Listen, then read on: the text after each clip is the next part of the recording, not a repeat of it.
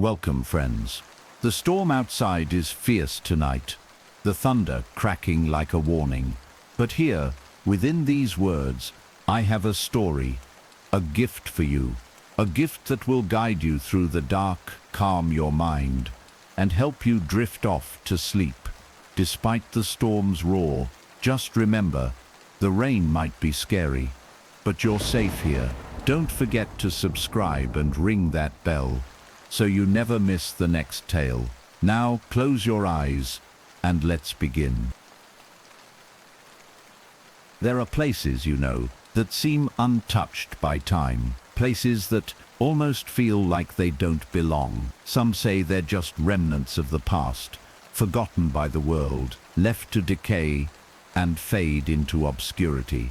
But what if they're not? What if those places are waiting for something or someone? I didn't know at the time that this would be the beginning of something I couldn't escape. I'd heard the stories about the old house at the edge of town. I guess we all did.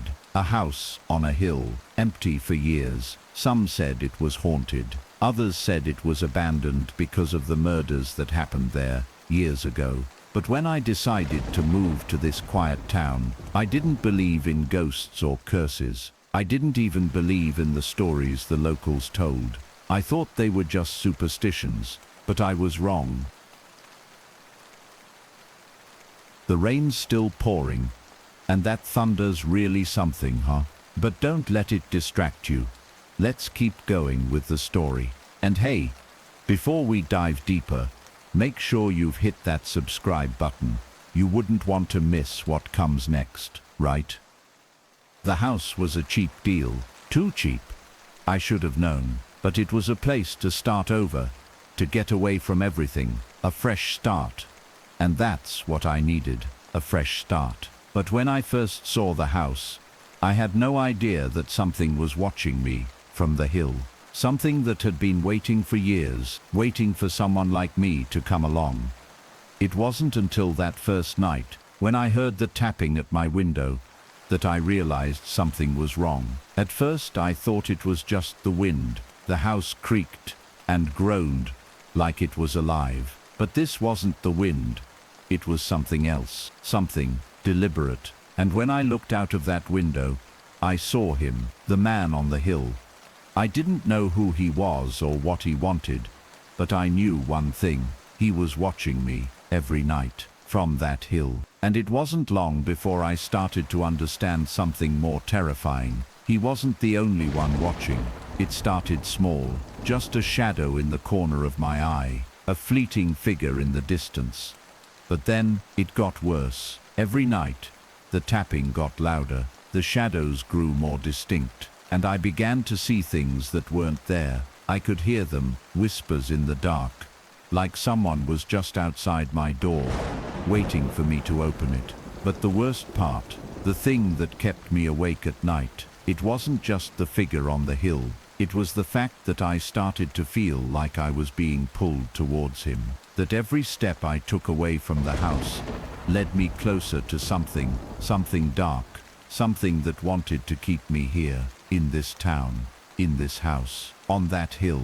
I should have left when I had the chance, but I didn't. And now I'm trapped here, and I know that whatever's on that hill, whatever's been watching me for so long, it's not going to stop until I give it what it wants. The house was quiet, too quiet. The only sound was the faint hum of the old refrigerator in the kitchen, and the occasional creak of the wooden floorboards beneath my feet as I moved through the rooms. I had already unpacked my things earlier that afternoon, but the house still felt unfamiliar, like it wasn't really mine. The air was thick with dust, but it wasn't the dust that bothered me. It was something else, a presence that seemed to linger just beyond the corners of my vision. I was tired.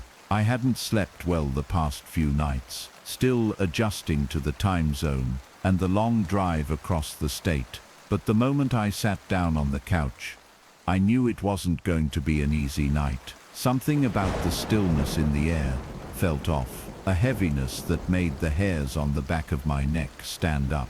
I tried to ignore it, to focus on the television, but the feeling persisted. I decided to go to bed early, hoping to get some rest before the real work of settling in began. The bed was big and soft, a king-sized monstrosity that looked like it had seen better days. I pulled the covers up around my chin, trying to shake off the unease that had settled deep inside me. But as I lay there in the dark, trying to will myself to sleep, I heard it, a soft tap, light at first, barely noticeable. It sounded like a branch scraping against the window, or maybe the house settling in the night. But then it came again and again, each tap a little louder, a little more insistent. At first I convinced myself it was just the wind. After all, I was in the middle of nowhere. The house was surrounded by trees, thick woods that stretched on for miles. It was probably just a branch hitting the glass. I tried to ignore it, turning my head to the pillow and closing my eyes tighter, willing myself to fall asleep. But then the tapping became rhythmic, a steady, deliberate tap, tap, tap against the window, like someone was knocking. I sat up in bed, heart pounding in my chest. I told myself it was just an animal, maybe a raccoon or a bird. But there was no mistaking the sound now. It wasn't the wind, and it wasn't a creature. This was something deliberate, something trying to get my attention. Slowly, I slid out of bed and walked toward the window, my breath catching in my throat. The room was dark, illuminated only by the faint moonlight spilling through the curtains. As I reached the window, the tapping stopped. I stood there for a moment, my hand hovering over the curtain. I could feel my pulse pounding in my ears, my fingers cold as I slowly pulled the curtain back. Nothing.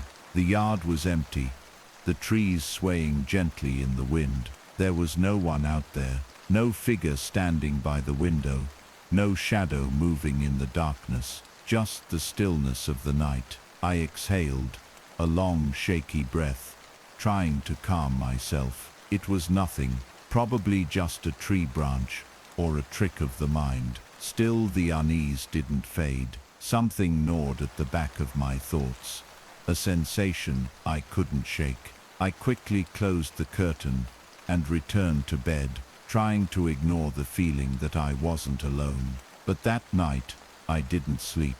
The tapping continued, soft at first, then louder. It felt like it was coming from all directions. The windows, the walls, the door, every corner of the house seemed to be alive with sound. And just when I thought I couldn't take it anymore, the whispers started. At first, they were faint, like voices carried on the wind, unintelligible, like distant chatter I couldn't quite make out. But the longer I lay there, the clearer they became. They weren't coming from outside, they were coming from inside the house. I tried to tell myself it was just the house settling again, the creaks and groans of old wood, the shifting of the foundation. But deep down, I knew this wasn't that. These whispers weren't natural, they were too purposeful, too aware. The whispers grew louder, now unmistakable. They were voices, and they were speaking my name. At first, I thought I was imagining it. I shook my head, clenching my eyes shut, trying to drown out the sound. But the more I tried to ignore them, the clearer they became. Come outside, come see. It's waiting for you. I didn't want to move. I didn't want to leave the safety of the bed. But the whispers grew louder still, now accompanied by soft tapping at the window again, and then the unmistakable sound of a footstep, slow and deliberate, on the porch outside. My heart pounded in my chest, adrenaline surging through my veins as I finally bolted out of bed. I rushed to the window, tearing back the curtain in a panic. My eyes scanned the yard, the shadows of the trees stretching long in the moonlight. But again, there was nothing but the stillness. I couldn't shake the feeling that something was out there, something that had been waiting for me, something that had been watching me since I stepped foot in this house. I backed away from the window, my breathing shallow and fast. The whispers faded for a moment, but the unease never left. The silence of the night pressed down on me, thick and heavy, like I was trapped in it. I knew then I wasn't alone in this house, not really, and whatever was out there, it wasn't going to stop. It was just getting started.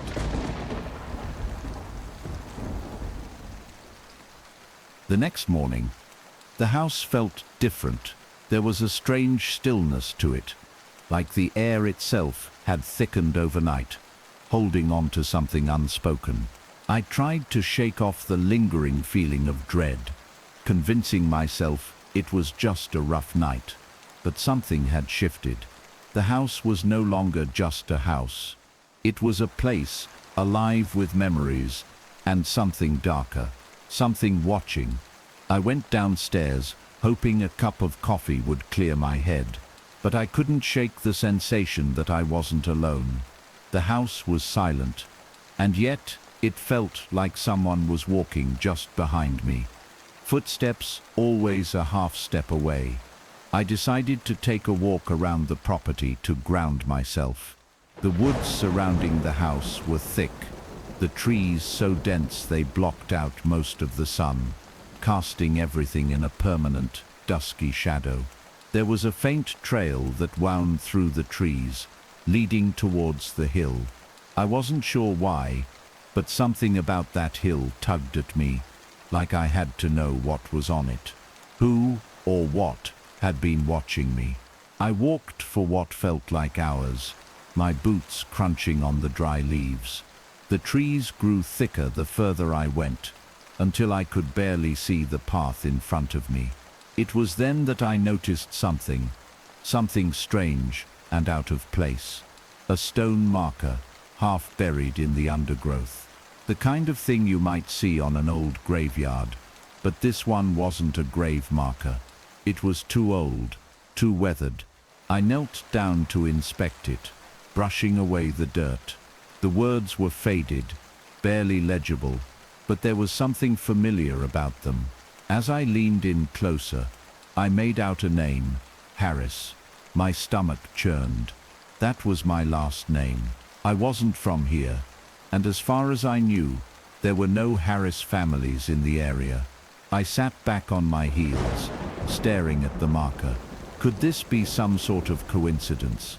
But the longer I stared at it, the more I began to feel the weight of something dark, something tied to that hill. I stood up, shaking the unease from my mind. But as I turned around to walk back, I saw something in the distance, movement. At first, I thought it was just the wind, but then I saw it again.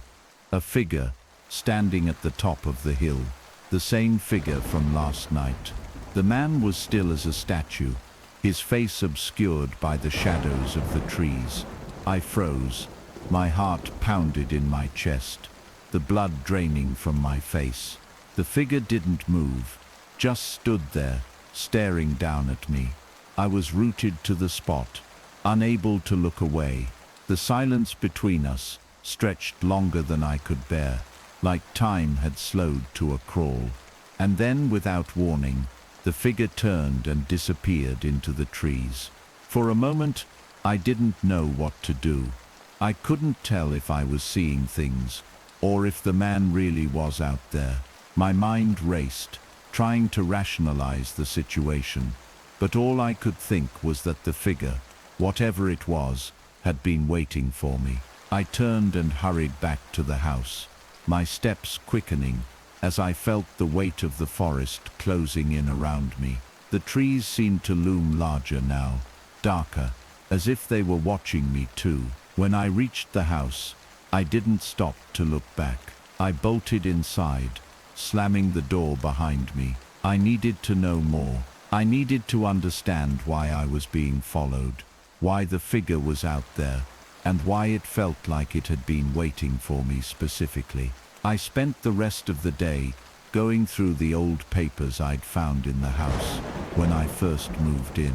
Letters, old photographs, family records, anything I could find that might explain why I had come to this place. It wasn't long before I came across an old journal, buried deep in a box of forgotten keepsakes. The journal belonged to someone named James Harris, and as I opened it to the first page, the date written at the top made my skin crawl. It was dated over 100 years ago. The writing was tight and precise, but the words were unmistakable. The first entry read, "The hill calls to me. Every night I see him. The man on the hill. They say he watches over us, but I'm not so sure. He has a hunger in his eyes, a coldness I've never known before. I fear what he wants from me. I fear that I'm already too far gone." The hill holds more than just the spirits of the dead. It holds something much darker.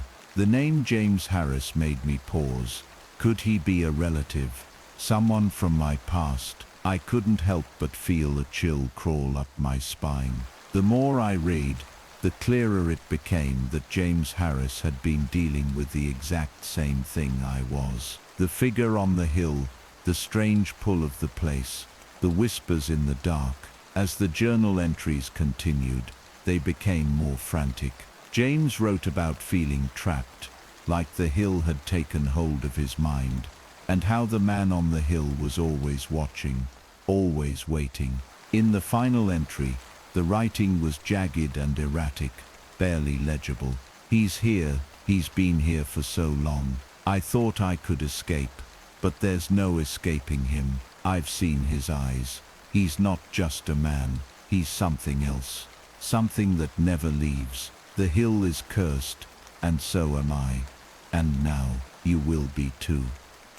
I stopped reading. My head spun. I couldn't breathe. The connection was clear now. This wasn't just a random coincidence. This was something tied to my bloodline, something that had been waiting for me, just as it had waited for James all those years ago. I put the journal down, my hands shaking. The whispers from last night started again, soft at first, but growing louder. The tapping at the window returned, and this time I couldn't ignore it. I knew I had to face whatever it was, whatever the man on the hill was. I wasn't sure if I was ready, but I had no choice.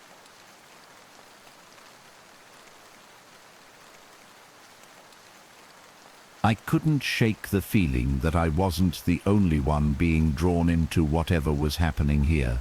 The journal I found, the strange connection between my name and the one from over a century ago, and the whispers that never seemed to stop. It all felt like a sick puzzle, and I was stuck in the middle of it. But there was one thing I knew for sure. I couldn't face whatever this was alone. That's when I decided to reach out to the only person I could trust. The one friend who knew I wasn't losing my mind. Sarah. I met Sarah back in the city, years ago, before I moved here. She was the logical one, the skeptic. She didn't believe in ghosts or curses, but she believed in me. And if anyone could help me make sense of all this, it was her. I called her that afternoon, her voice heavy with concern when she picked up. "James, what the hell's going on with you? You sound different. What happened last time I saw you?" I tried to keep my voice steady, but the panic was there just beneath the surface. "I'm in trouble, Sarah. I don't know how else to say it, but something's wrong with this place. I've been hearing things, seeing things. I don't know what to do." There was a pause on the other end, a long, uncomfortable silence. I could feel her hesitation. She didn't believe in this kind of stuff. Not really. "James, what exactly are you saying? Are you?" She sighed. "I mean, is this a joke?" "No joke," I said, my voice more urgent now. "I found something. There's something on this hill, something watching me, and it's not just me. It's been going on for years. There's a man, and Sarah, I think he's been waiting for me. I could hear Sarah breathing, unsure how to respond. Then she sighed again, almost defeated. Okay, I'll come out there. But this is insane, James. If you're serious, then we're going to get you help. But I'm not going to play along with ghost stories. Understand? Yeah, I get it. But please, just come. She agreed. And within a few hours, she was standing in my front yard, looking around skeptically as I opened the door to greet her. Well, she said, eyeing the old house, this place definitely has a vibe, and not the good kind. I nodded, my hands still shaking. Yeah, you don't know the half of it. Sarah stepped inside, her eyes immediately scanning the dark corners of the house. All right, she said, looking back at me. Talk to me. What's been happening?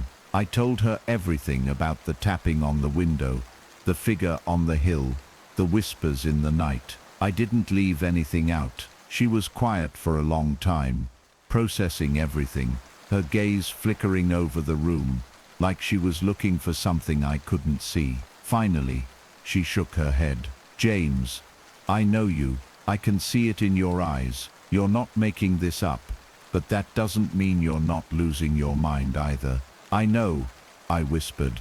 But it's real. It's happening, Sarah. I feel it. She paused again, then slowly looked out the window, her voice quieter now. You know, the land around here, the history. There's a reason people left this place. It's not just the hill that makes people afraid. It's what happened here. The people who disappeared. I froze. My heart sank. What do you mean? She turned to face me, eyes narrowing. You didn't look into the history of this town, did you? The Harris family. James Harris. Your ancestor. He wasn't the only one. I swallowed, my throat dry. What are you saying? The town, the people here, they vanished, disappeared. You know that, right? You've heard the rumors, right? She paused. You're the one who said you had the last name Harris. But there's more. There's a pattern. People who get too close to the hill, to the man on the hill, they disappear. The curse goes back generations, James. The Harris family. It's all connected. And you're in the middle of it. I could barely process her words. That's impossible. It's just a story. A local myth. No, she said firmly. It's not just a myth. And I think you're about to find out just how much you've already been drawn into it. There was a heavy silence between us, as I looked at her, trying to understand the full weight of what she was saying. But before I could speak, there was a loud bang from upstairs. The house groaned, like it was shifting, moving on its own. Sarah jumped, her eyes wide, and I felt the blood drain from my face. What the hell was that? She gasped. I felt a chill run down my spine. The tapping, I thought. It's back. I need you to stay here, I said, urgency in my voice. You're not safe out there alone. Without waiting for a response, I turned and headed toward the stairs. Sarah followed, but there was an edge of fear in her voice when she spoke. James, what's upstairs? I didn't answer. I couldn't. I just needed to see for myself. As we reached the top of the stairs, I stopped dead in my tracks. The hallway was dark, except for the faint light from the window at the end of the hall. But as my eyes adjusted to the shadows, I saw it, the figure, standing at the far end, just out of reach of the light. I froze. Sarah gasped. Behind me, it was him, the man on the hill, and just like the first night, he wasn't moving. He was watching us. I could feel the air thickening, as if the space around us was closing in. The whispers started again, louder now, circling us. And then, with a voice colder than anything I had ever heard, the man spoke. It's too late now. The figure at the end of the hall didn't move. It stood there, in the shadows, like it had always been there. I couldn't breathe. Sarah's gasp echoed in my ears, but all I could focus on was the man. His presence felt like a weight, pressing down on me, suffocating me.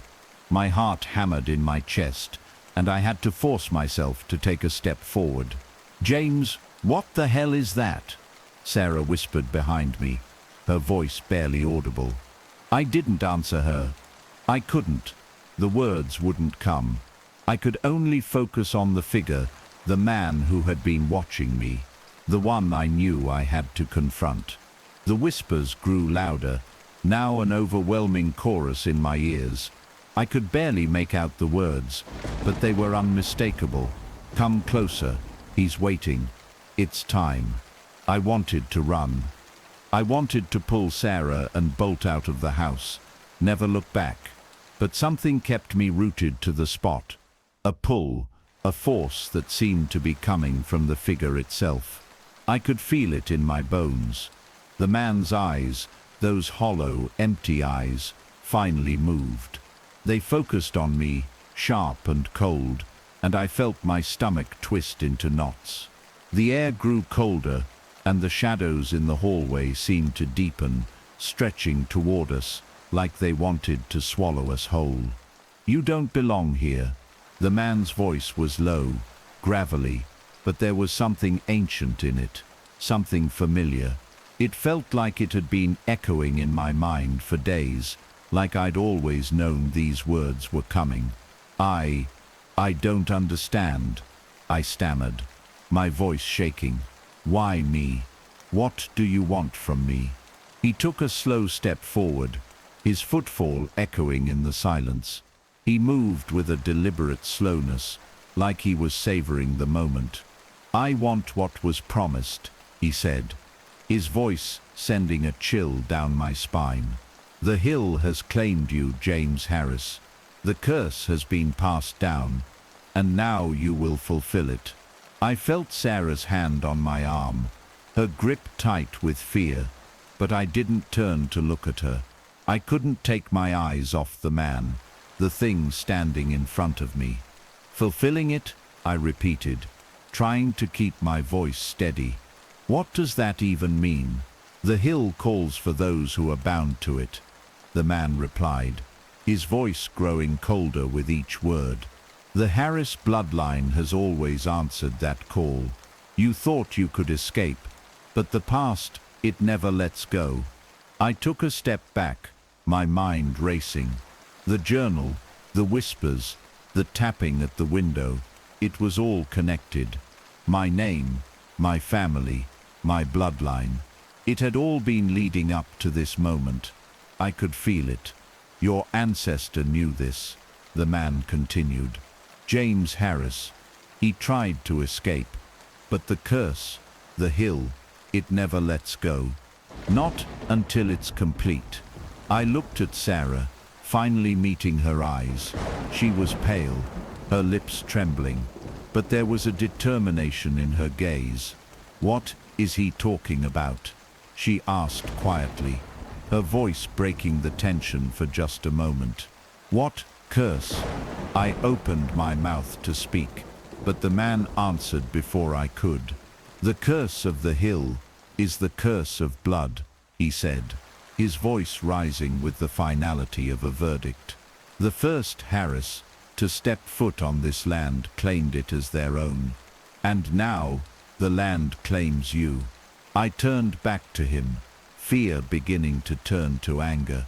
"I didn't choose this. I didn't ask for any of this." The man tilted his head slightly, the shadows around him shifting like they were alive, creeping toward me. "It doesn't matter. The hill doesn't care about choice. You are bound by it. And now, you must fulfill the promise of your blood." I tried to take a step back, but my feet wouldn't move. It was like something was holding me in place, freezing me to the floor. I could feel the weight of the shadows pressing in on me, closing off the hallway, trapping me. Sarah's voice was frantic now. "James, we need to get out of here. This isn't real. This is some kind of sick trick." I turned to her, but all I could see was fear in her eyes. She was just as trapped as I was. her every instinct telling her to run, to get away. But there was nowhere to go. Not anymore. I looked back at the man, the figure standing before me, his presence towering and suffocating. "No more running," he said, his voice low and final. "You are mine now." Then something strange happened. The shadows around him started to shift faster, moving like liquid, swirling and writhing, as though they were alive. The air became thick with a foul stench, like decay, like something ancient and forgotten.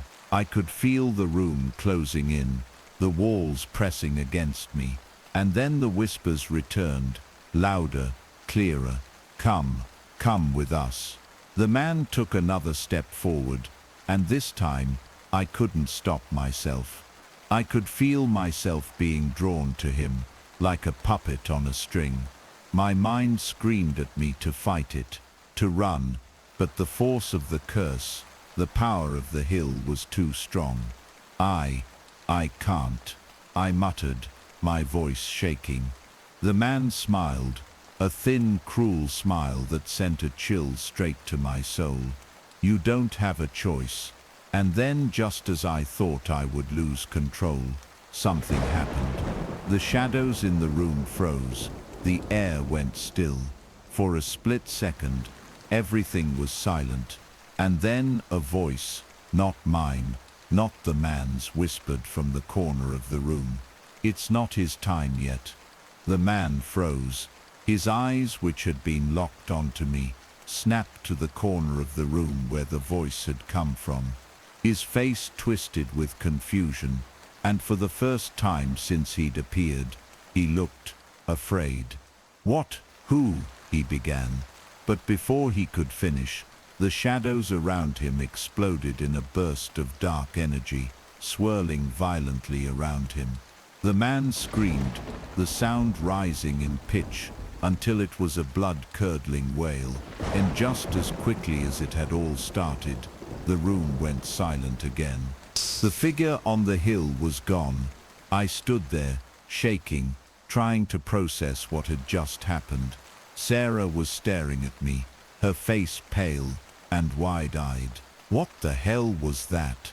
she whispered, barely able to get the words out. I don't know," I stammered, my heart racing.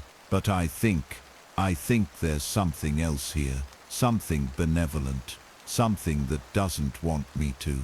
Before I could finish, the ground beneath us rumbled, a low, ominous growl rising from the very earth itself, and the whispers returned. "It's not over yet."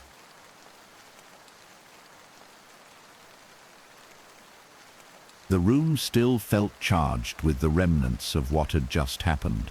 The echoes of the man's screams hung in the air, almost palpable, as though they were carved into the walls. I could feel it, whatever had just intervened, lingering like a strange static clinging to the edges of my mind. The air around me felt unnaturally cold now, as if something had shifted, and that shift was far from over. Sarah and I stood frozen for a moment, neither of us knowing what to say. My heart was pounding in my chest, my breath shallow, everything felt off. The house itself seemed to be holding its breath. I looked at Sarah, still trying to process what had happened. Her eyes were wide, her mouth slightly open in disbelief. What the hell was that?" she asked, her voice trembling. "I don't know," I said, running a hand through my hair. "I think something just saved me. I don't know how, but..." The rumble started again. The ground beneath us shook, this time harder, stronger. The entire house groaned like it was shifting on its foundation. I grabbed Sarah's arm, pulling her back from the edge of the hall. "We need to get out of here," I said, my voice sharp, panic creeping in. "This place is coming alive, Sarah. Something is wrong here." She nodded quickly, her face pale, and together we hurried toward the stairs. But as we reached the bottom of the staircase, the door slammed shut. We froze. A soft whisper came from the corner of the room. It wasn't the whispers from before. It was different, darker. There was no mistaking it. This wasn't the man on the hill. You can't leave. The voice was low, almost guttural, and it felt like it was inside my mind, rather than coming from the room itself. My skin crawled as the temperature in the room dropped, the chill spreading through my limbs. The voice continued, its tone now twisted, mocking. You think you can escape. The hill owns you. It's always owned you. I backed away from the door, my eyes darting around the room, but I couldn't see anything. It was as if the house itself had become a part of this force, an extension of whatever power was trying to claim me. Who is that? Sarah whispered, clutching my arm, her voice trembling. James, what is that? I didn't answer her. I couldn't, because I didn't know. But I knew one thing. We were no longer dealing with just one entity. The man on the hill, he was just a part of something bigger, something far more dangerous. You think I was the only one watching, the only one waiting? The voice came again, stronger now, like it was closing in around us. You were born to be here. You can't escape what's in your blood, and you will fulfill what was promised. I turned to Sarah, my mind racing. It's not just the man. There's something else here, something older. I don't care how old it is, she said, her voice raw with fear. We need to leave now. We tried the door again, but it wouldn't budge. It was as if something invisible was holding it shut, pressing against it from the other side. Panic surged inside me. Let us out, I shouted, pounding on the door, but the voice only laughed. You can't leave. You belong to the hill now. You always have. Suddenly, the lights flickered and went out. The room was plunged into total darkness. I could hear Sarah's frantic breathing beside me, but I couldn't see her. I couldn't see anything. The whispers returned, louder now, filling the entire room. It felt like they were inside my skull, scraping against my thoughts. Come closer. The coldness intensified. My breath fogged in front of me. The floor beneath us began to tremble again, and I could feel the air shift, like something was moving around us, something invisible, something with terrible purpose. James, Sarah's voice cracked. Where are you? What's happening? I don't know, I said, panic rising in my chest. We need to find a way out. We need to get to the front door. But a sudden crack of thunder shook the house. The lights flickered once more, and then a piercing shriek echoed through the darkness. It wasn't a human scream. It was something horrible. The sound of it made my stomach lurch. It was the sound of something in agony, in torment, a voice stretched to its limit, writhing in the depths of despair.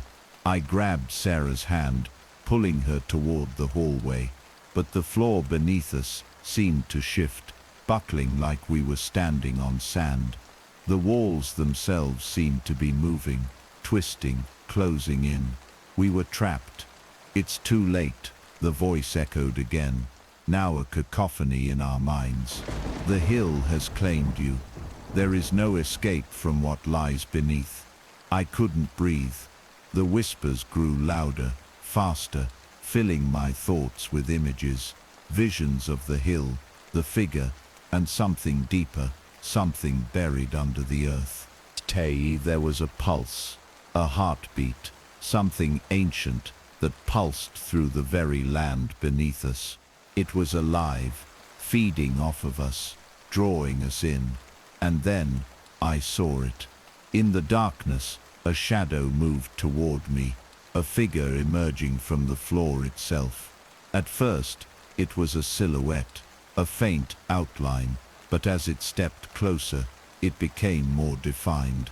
The man on the hill, his eyes locked onto mine. "You're mine," he whispered, his voice no longer distant, but in the very air around us. I felt my knees give out, but Sarah caught me. There was pine, into something cold, something that felt like the earth itself was pulling us down. I could feel the ground beneath us, pulling harder. "We have to get out of here," Sarah screamed, but her voice was swallowed by the chaos surrounding us. Then, with a sudden flash of light, everything stopped. The rumbling ceased, the whispers faded, the coldness evaporated. For a moment it was completely still, but I knew deep down that it wasn't over. The hill was still there, watching.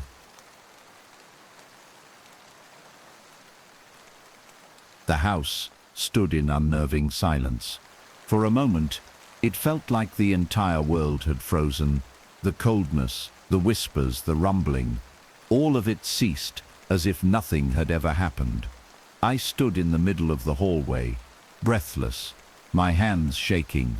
My mind was racing. Had it ended? Sarah was still gripping my arm, her face pale and strained with fear. Her eyes searched mine for some explanation, some reason for the sudden calm. But I didn't have an answer. I had no explanation. The only thing I knew was that whatever had been happening wasn't over, and I could feel it, deep in my gut.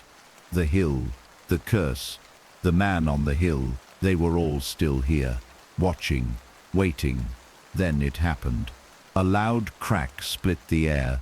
The ground beneath us trembled again. This time it wasn't the house shifting.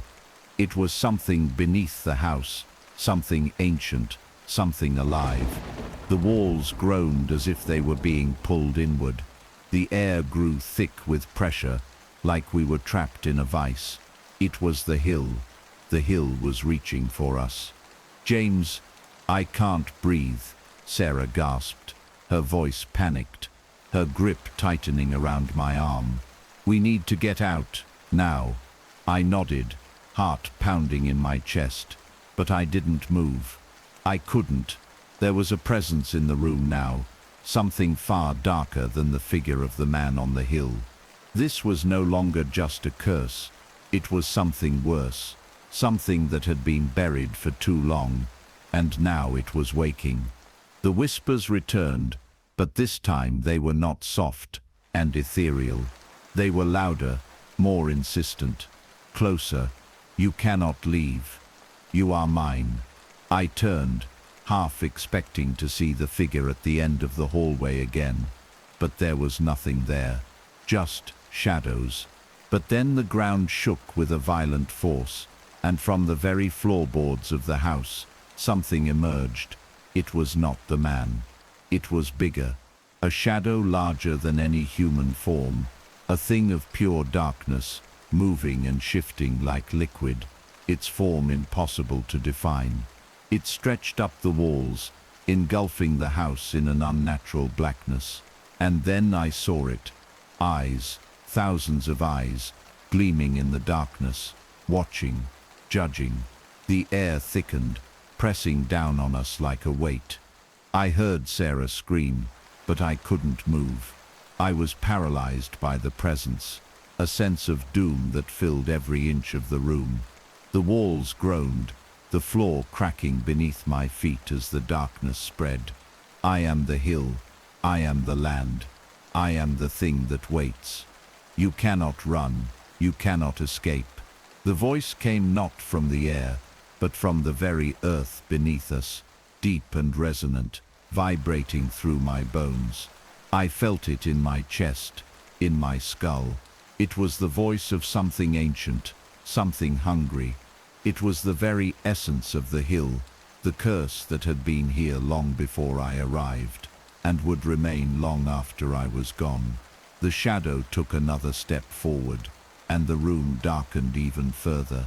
The temperature dropped so low, I could see my breath in the air. My pulse was thundering in my ears. my thoughts spinning wildly.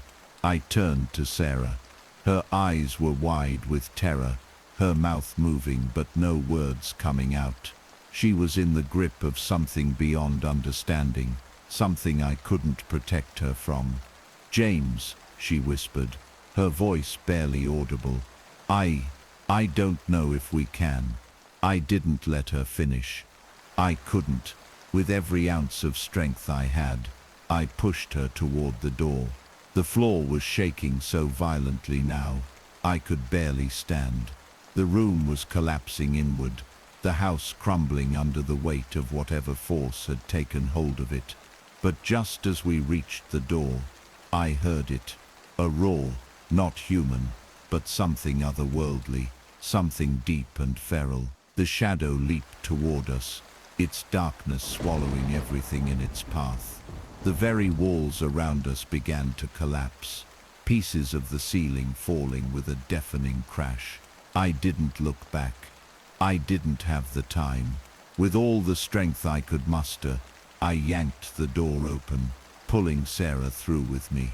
We stumbled out into the yard, the ground beneath us buckling like a wave crashing against the shore. We ran through the woods, through the trees, away from the house. We didn't stop, couldn't stop.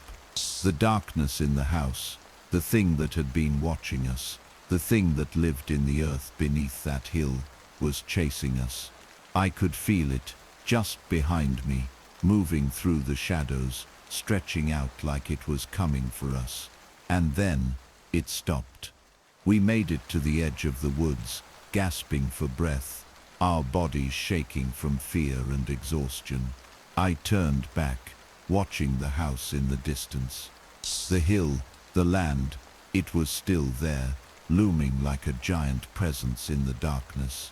But it was quiet now, deadly still. The whispers were gone, the rumbling had ceased, but the feeling, the weight of the hill's presence, that would never leave me. I knew that now. The curse had been broken, but it wasn't over. It had merely paused. As long as the land existed, as long as that hill stood, it would always wait, and it would always be hungry. I left that place. Sarah and I, we found a new life. Far from the hill, far from the house, far from the nightmare that had nearly consumed us. But sometimes, at night, when the wind blows just right, I still hear the whispers, and I know, deep in my soul, that the hill is out there, waiting. Maybe it's not the hill I'm afraid of anymore. Maybe it's the fact that I don't know if I'm free of it. And sometimes, I wonder if the hill has claimed more than just my bloodline. Maybe it's claimed my soul. I wonder if it's waiting for me to return. It always waits.